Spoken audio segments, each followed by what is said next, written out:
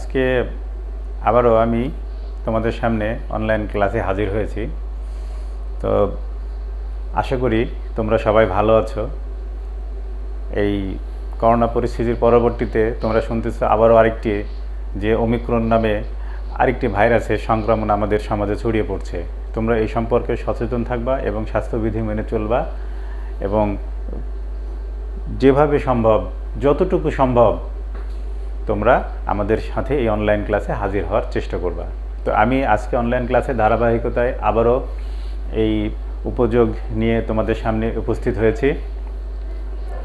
তোমরা এই ক্লাসটা একটু যত্ন সহকারে শোনো এবং প্রথম থেকে শেষ পর্যন্ত তোমরা আমার সাথে থাকবে। আশা করছি তোমরা এখান থেকে অনেক উপকৃত হবে। তো ঠিক আছে সুপ্রিয় শিক্ষার্থীরা, আমরা এই উপযোগ গত ক্লাসে যে আমি উপযোগ সম্পর্কে আলোচনা করেছিলাম সেটা তোমাদের কেমন মনে আছে বা কতটুকু মনে রাখতে পেরেছো সেটা একটু মানে তোমরা ঝালাই করে নাও। আমি আবারও গত ক্লাসটা একটু রিভিউ করতে চাই হালকাভাবে। সেটা হচ্ছে যে উপযোগ কাকে বলে এই বিষয়টা আমাদের সবার ধারণা থাকতে হবে এবং সবসময় মাথায় থাকতে হবে যে উপযোগটা কী বা উপযোগ বলতে আমরা কী বুঝাই। তাহলে উপযোগ সম্পর্কিত যতগুলো কোশ্চেন আসুক বা যে ধরনের আমরা পার্টে আসি না কেন, যে ধরনের আলোচনায় যে বিষয়টাই আনি সেটা তোমাদের জন্য বুঝতে সুবিধে হবে। তো উপযোগ হচ্ছে উপযোগ মানুষের অভাব পূরণের ক্ষমতাকে উপযোগ বলা হয়।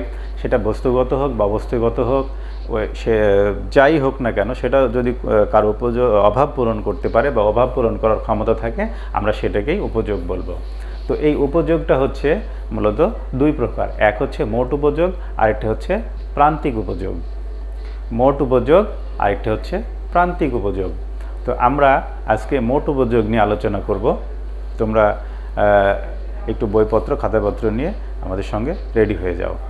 তো মোট উপযোগ বলতে আমরা কি বুঝি? সাধারণত যখন কোনো ক্রেতা বা ভোগকারী প্রথম একটি দ্রব্য ভোগ করতে চায় তখন সে একটি নির্দিষ্ট পরিমাণ উপযোগ পায়। প্রথম একক থেকে সে যা পায় তার চেয়ে পরবর্তী একক থেকে সে কম উপযোগ পেতে চায়। এভাবে আস্তে আস্তে কমতে উপযোগের পরিমাণটা কমতে থাকে, কিন্তু মোট উপযোগটা বাড়তে থাকে। আমরা উদাহরণ দিয়ে বলতে পারি, একজন ক্রেতা সে প্রথম একটি কলম কিনবে 5 টাকায় ধরে নাও। পরবর্তীতে সে এই কলমটি তার উপযোগটা কমে আসলে সে দ্বিতীয় কলমের জন্য 4 টাকা দিতে প্রস্তুত থাকবে, তৃতীয় কলমের জন্য সে 3 টাকা দিতে প্রস্তুত থাকবে বা 3 টাকা পরিমাণ সে উপযোগ পাবে। এভাবে 5 টাকা, 4 টাকা এবং তৃতীয় একক থেকে 3 টাকা, তাহলে 5 আর 4 কত হলো? 9, 9 আর 3 12। এই 12 হচ্ছে মোট উপযোগ। অর্থাৎ একজন ভোক্তা বা ক্রেতা ক্রমান্বয়ে যে উপযোগটা পায় সেই উপযোগের সমষ্টিকেই বলা হয় মোট উপযোগ। অর্থাৎ একজন ভোক্তা বা ক্রেতা যে জিনিস থেকে বা যে বস্তু থেকে একের পর এক উপযোগ পেতে থাকে এই উপযোগের সমষ্টিটাকেই বলা হয় হচ্ছে মোট উপযোগ। আর এই আমি যে কলমের উদাহরণটা দিলাম তোমাদেরকে, এই উদাহরণটা থেকেই তোমরা মোট উপযোগের ধারণা সম্পর্কে সমক্ষ চিন্তা ভাবনাগুলো তোমার মেমোরিতে মেমোরাইজ করতে পারবে আমি আশা করি। তো আমি এই বিষয়টা একটা টেবিলের সাহায্যে অর্থাৎ একটি সূচির সাহায্যে তোমাদের সামনে আমি এখন বোর্ডে উপস্থাপন করব। তোমরা একটু খেয়াল করো, আমার সঙ্গে খাতা কলম নিয়ে তোমরা এটা একটু দেখে নিতে পারো। একটা সূচি তৈরি করো।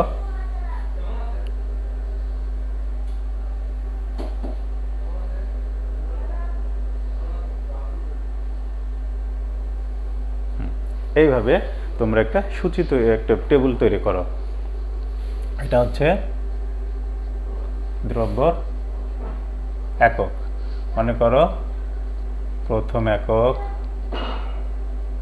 দ্বিতীয় একক, তৃতীয় একক, চতুর্থ একক,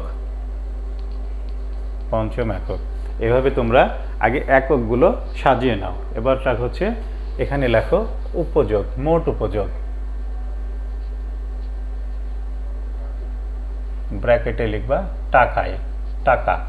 ঠিক আছে, এটা আমরা টাকা হিসাবে আমরা এই টাকার হিসাবে উপস্থাপন করব। তাহলে প্রথম একক থেকে একজন কত টাকা পেতে পারে? ধরে নাও 15 টাকা পরিমাণ উপযোগ পেল।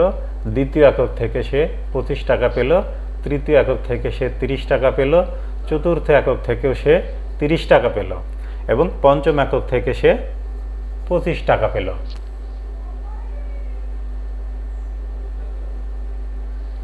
এইভাবে আমরা মোটামুটিভাবে একটা টেবিলের সাহায্যে বিষয়টা উপস্থাপন করতে পারি। এখানে আমরা একটা জিনিস সহজেই লক্ষ্য করতে পারি যে দেখো এখানে আমি দেখিয়েছি বাম পাশে দ্রব্যের একক এবং ডান পাশে মোট উপযোগ। এখানে প্রথম একক থেকে একজন ক্রেতা বা ভোক্তা কত পেয়েছে? 15 টাকা পরিমাণ উপযোগ পেয়েছে। দ্বিতীয় একক থেকে সে কত পেয়েছে? 25 টাকা পরিমাণ উপযোগ, একটু বাড়ছে। তৃতীয় একক থেকে সে কত পেয়েছে? দেখো 30 টাকা পরিমাণ উপযোগ পেয়েছে। চতুর্থ একক থেকে সে 30 টাকা পেয়েছে, অর্থাৎ তৃতীয় একক পর্যন্ত তার একটু বাড়ছে ক্রমান্বয়ে, কিন্তু চতুর্থ এককে এসে আর কোনো পরিবর্তন হয়নি। তার পরবর্তীতে আবারও যখন সে দ্রব্য ক্রয় উৎসাহী হবে, পরবর্তীতে সে পঞ্চম একক থেকে 25 টাকা পরিমাণ উপযোগ পাবে। তাহলে এবার কি হলো? একসময় তোমার হচ্ছে দেখো মোট উপযোগটা আস্তে আস্তে বাড়তে থাকলেও একসময় এসে স্থির হয়েছে এবং তারপরেও যখন যে ভোগের পরিমাণ অব্যাহত রেখেছে, বাড়ানো হয়েছে, পরবর্তীতে সেটা না বেড়ে আবার নিচের দিকে এসেছে, ঋণাত্মক হয়েছে। তাহলে এখান থেকে আমরা যে বিষয়টা উপলব্ধি করতে পারছি যে আসলেও তো তাই। তুমি একটা জিনিস চিন্তা করো, তোমরা যে তোমাকে মনে করো তোমার পিপাসা লেগেছে, তোমাকে 1 গ্লাস পানি দেওয়া হলো, চরম পিপাসা লেগেছে, তুমি সঙ্গে সঙ্গে 1 গ্লাস পানি খেয়ে নিতে পারবা। কিছুক্ষণ পরে যখন তোমাকে আরও 1 গ্লাস পানি দেওয়া হবে, তখন কিন্তু তুমি আর পুরো 1 গ্লাস পানি খেতে পারবে না, একটু কম খাবা, তার পরবর্তীতে আর একটু কম খাবা। ঠিক এইভাবে আবার মনে করো তুমি একটা কমলা লেবু বা এই ধরনের একটা জিনিস সে তুমি ক্রয় করছো, প্রথম কমলা লেবুর জন্য তুমি 10 টাকা দিতে রাজি থাকবা। দ্বিতীয়বার যখন তোমাকে কমলা লেবু দেওয়া হবে বা নিতে তোমাকে উৎসাহী করা হবে, তখন তোমার কিছুটা হলেও তোমার চাহিদাটা কম থাকবে, সেখান থেকে তুমি কম উপযোগ, সেটা তখন থেকে তুমি সে 8 টাকা দিতে রাজি থাকবে, 10 টাকা দিয়ে আর কিনবে না, কারণ তুমি একবার নিয়েছো, পরবর্তী তোমার উপযোগের পরিমাণটা আগের মতো থাকবে না।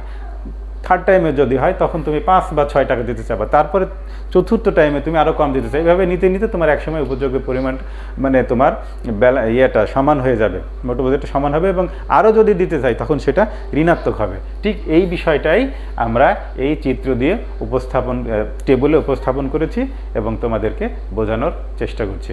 আশা করি তোমরা এই টেবিলটা থেকেই মোট উপযোগের যে ধরন, এইটা তোমরা অনেকটা উপলব্ধি করতে পেরেছ। পরবর্তীতে আমি এই বিষয়টাই, এই টেবিলটাকে আমি যদি সূচিতে উপস্থাপন করি তাহলে কেমন হবে তোমরা দেখো।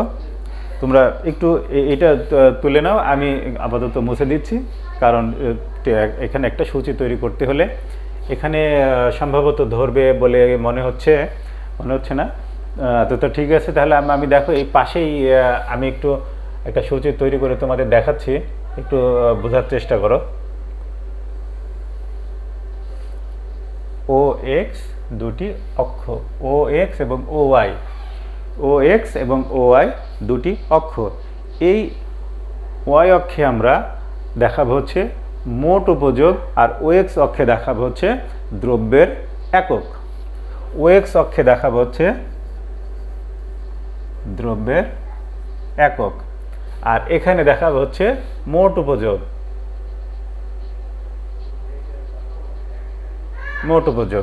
এবার আমরা যদি এগুলোকে একটু তোমার চিত্রে এটা উপস্থাপন করি তাহলে দেখো কেমন আসবে। আমরা হচ্ছে এখানে প্রথমে 1 একক, 2 একক, 3 একক, 4, 5 একক, এভাবে আমরা এককগুলো পাশাপাশি বসাই নিতে পারি। তোমরা এটা ফ্রি হ্যান্ডেই করতে পারো, সমস্যা নেই। এখানে যদি গ্রাফ কারো কাছে তোমাদের কাছে থেকে থাকে তোমরা গ্রাফ ইউজ করতে পারো, আবার ফ্রি হ্যান্ডেও আমার মতো করে তোমরা এটাকে উপস্থাপন করে দেখাতে পারো। এবার আমরা এখানে আসি, দেখো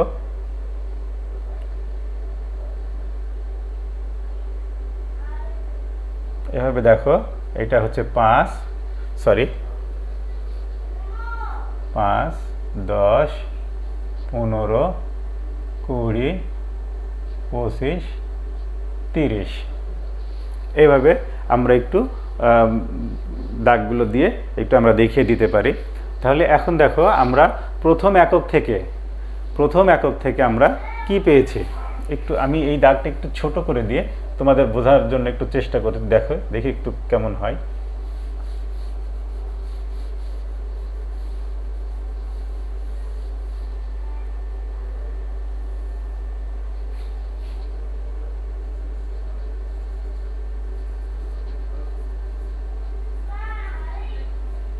30। হ্যাঁ, এভাবে তোমরা একটু লিখে নাও। দেখো এখন একটু বিষয়টা বুঝতে ভালো সহজ হচ্ছে।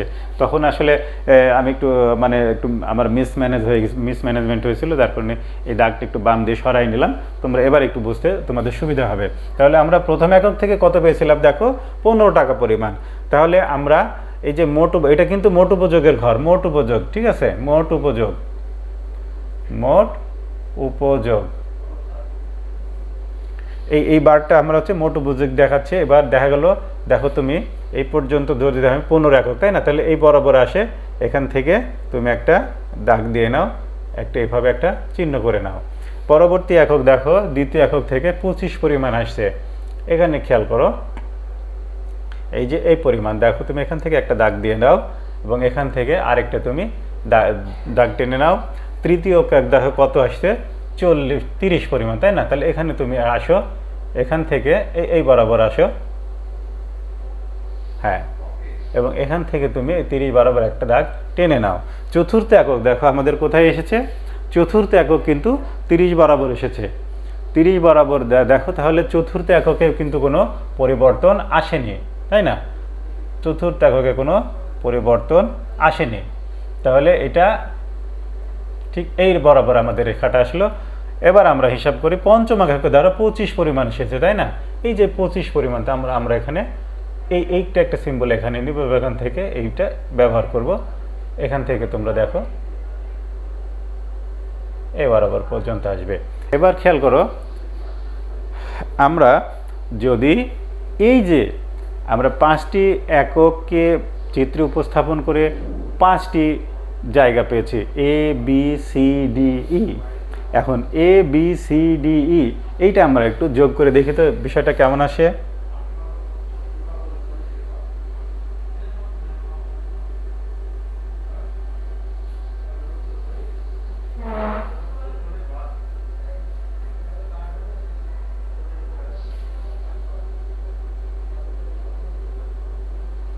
এইটা একটা আমরা রেখে পেলাম, এ বি সি ডি, এই অক্ষরগুলি যোগ করে আমরা একটি রেখা পেলাম। এই রেখাটাকে আমরা বলবো হচ্ছে টি ইউ রেখা, টি ইউ রেখা। টি ইউ রেখা মানে হচ্ছে টোটাল ইউটিলিটি। টি ইউ রেখা হচ্ছে টোটাল ইউটিলিটি, মোট উপযোগ। এবার একটা বিষয় খেয়াল করে দেখো তো, এখানে চিত্র থাকলেই চিত্র দিয়েই আমরা এই রেখাটা দিয়ে বুঝতে পারছি যে দেখো প্রথম অবস্থায় এই রেখাটি উপরের দিকে উঠেছে, একটা নির্দিষ্ট বিন্দুতে পৌঁছেছে এবং এখানে এটা এই যে এটি জাস্ট রেখাটি এই বরাবর ছেদ করবে, এইভাবে যাবে আর কি। তো দেখো এখান থেকে এ বি সি ডি যোগ করে তোমার যখন বিতে আসতে, বি থেকে ছিটে দেওয়ার পরে আবার এখানে নামতে শুরু করেছে, অর্থাৎ প্রথম এককে বেড়েছে, দ্বিতীয় এককেও বেড়েছে, তৃতীয় উপযোগ বেড়েছে, প্রান্তিক উপযোগ বেড়েছে, কিন্তু দেখো 3 নম্বর উপযোগে যে সি বিন্দু হয়েছে, চতুর্থ এককেও আবার ডি বিন্দুতে আসছে। সি আর ডি কিন্তু ইকুয়াল, এখানে সমান্তরাল, এখানে কোনো কম বেশি নাই। পরবর্তী যখন তাকে পঞ্চম একক সে ভোগ করছে, তখন সেখান থেকে সে উপযোগ পাচ্ছে 25 টাকা পরিমাণ। দেখো টিইউ রেখাটি ডি বিন্দু থেকে নিচের দিকে নেমে এসেছে, টি বিন্দুটা ডি বিন্দু থেকে সি বিন্দু দেখো নিচের দিকে নেমে এসেছে। এরপর যদি আরও তাকে উপযোগ আরও সে ভোগ করতে থাকে, তাহলে ক্রমান্বয়ে নিচের দিকে নেমে আসবে। তাহলে আমরা বুঝতে পারছি যে কোনো উৎপাদনকারী কোনো ভোক্তা বা ক্রেতা কোনো জিনিস যখন একের পর এক ভোগ করতে থাকে, তার সমষ্টিটাকে আমরা বলবো হচ্ছে মোট উপযোগ। এখানে দেখো আমি আবারও বিষয়টা প্রথম থেকে তোমাদেরকে একটু রিভিউ করার চেষ্টা করছি, তোমরা একটু ভালো করে বিষয়টা খেয়াল করো। আজকের আমাদের আলোচনার মূল বিষয় ছিল হচ্ছে মোট উপযোগ। উপযোগকে আমরা দুই ভাগে ভাগ করতে পারি, এক হচ্ছে মোট উপযোগ, আরেকটি হচ্ছে প্রান্তিক উপযোগ। মোট উপযোগ হচ্ছে যখন কোনো ক্রেতা বা ভোক্তা একটি জিনিস একের পর এক ভোগ করতে থাকে, তখন সে প্রথম একক থেকে যে পরিমাণ উপযোগ পেতে ইচ্ছুক, পরবর্তী থেকে সে কম পরিমাণ পায় বা তারপর থেকে সে আরও কিছু কম পরিমাণ পেতে থাকে। এভাবে ক্রমান্বয়ে সে যতগুলো উপযোগ ভোগ করতে থাকে, তার সমষ্টিটিকে বলা হচ্ছে মোট উপযোগ। এই মোট উপযোগটাকে আমি একটি টেবিলের মাধ্যমে তোমাদের সামনে উপস্থাপন করে দেখালাম। দেখো দ্রব্যের একক এখানে দেখেছে মোট উপযোগ, প্রথম এককের জন্য 15 টাকা, দ্বিতীয় এককের জন্য 25 টাকা, তৃতীয় এককের জন্য 30 টাকা, চতুর্থ এককের দ্বিতীয় এককের জন্য 25, তৃতীয় 30, চতুর্থের জন্য 30, পঞ্চম এককে এসে 25 হয়ে গেছে, অর্থাৎ কমে গেছে। এই বিষয়টাই আমি তোমাদের সামনে চিত্রে উপস্থাপন করেছি। চিত্র থেকে তোমরা সহজেই লক্ষ্য করছো যে টিইউ রেখা প্রথমে আস্তে আস্তে ঊর্ধ্বগামী হয়ে এক সময় স্থির হয়েছে এবং তার পরবর্তীতে আরও যখন ক্রেতা ভোগ করতে থাকে উপযোগ পেতে থাকে, তখন সেটা ক্রমান্বয়ে নিচের দিকে নেমে আসে, যা আমরা এ বি সি ডি যোগ করে যে টিইউ রেখার পেয়েছি, এই টিইউ রেখাটিই হচ্ছে মোট উপযোগ।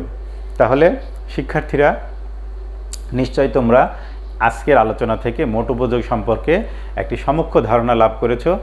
আমি আশা করব তোমরা এই বিষয়টা তোমাদের নিজ নিজ বই থেকে আবারও একটু দেখার চেষ্টা করবা এবং কোথাও কোনো সমস্যা হলে তোমরা পরবর্তীতে আবারও বইয়ের সহযোগিতা নিবে এবং বিষয়টা সুন্দরভাবে আত্মস্থ করার চেষ্টা করবে। তো সুপ্রিয় শিক্ষার্থীরা, তোমরা সবাই ভালো থেকো। আজকে অনলাইন ক্লাসে এ পর্যন্তই। তোমাদের সাথে আবারও আগামী ক্লাসে তোমাদের সঙ্গে দেখা হবে। সেই পর্যন্ত তোমরা সুস্থ থেকো, সুন্দর থেকো, ভালো থেকো। আল্লাহ হাফেজ।